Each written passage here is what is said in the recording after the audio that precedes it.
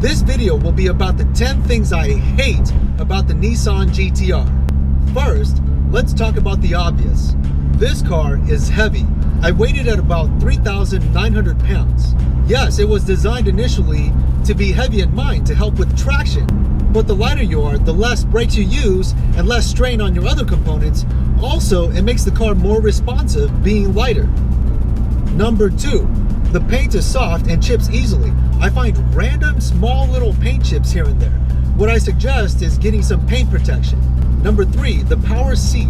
It has one toggle button to control all the functions and moves very slow forwards and backwards and can be annoying when someone's trying to get in the back seat. Also, it needs to have a memory seat function because it doesn't for a power seat. Number 4, the paddle shift. The dual clutch system is seamless when it's in operation, but when you want to manually operate it, there's a delay. Let me show you. I'm in 3rd gear and I'm going to manually shift to 6th gear.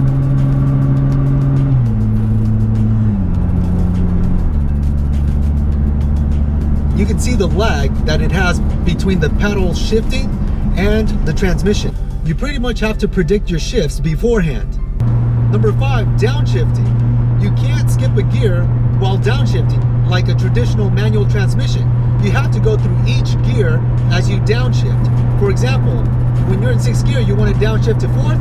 Well, you can't just downshift to 4th. You have to go through 5th, then you can get to 4th. Number 6, launch control. You're going to be disappointed if you try to launch this car without launch control.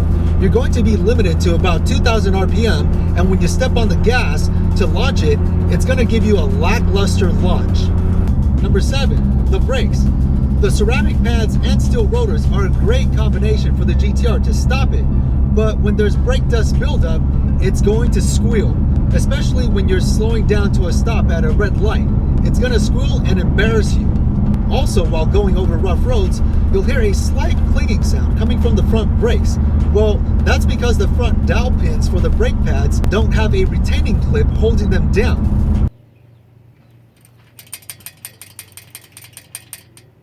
Number 8, jacking and lifting points. In order to jack up the GTR, you need to have a low profile jack or have it go on ramps first before you can jack it up. After lifting up the front of the car, the rear is pretty straightforward.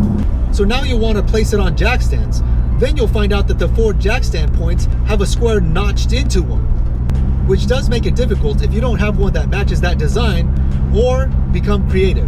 Number 9, the door handle. I understand it's designed for aerodynamics, but if your hands are full, it can be very cumbersome trying to open the door because it doesn't stick out. And number 10, now I've not had personal experience with this, but I've heard that if you take your GTR to the dealership and it has to stay there for a few days, then the best equivalent vehicle that you would get as a rental or a loaner would be a Nissan Maxima. Now, how's that? This is a $100,000 car, and you're getting a $30,000-$40,000 car as a loaner.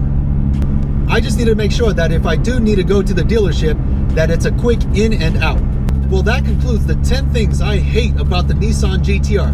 Let me know what you think. Other than that, like and subscribe for future videos. Until then, I'll see you in the next one.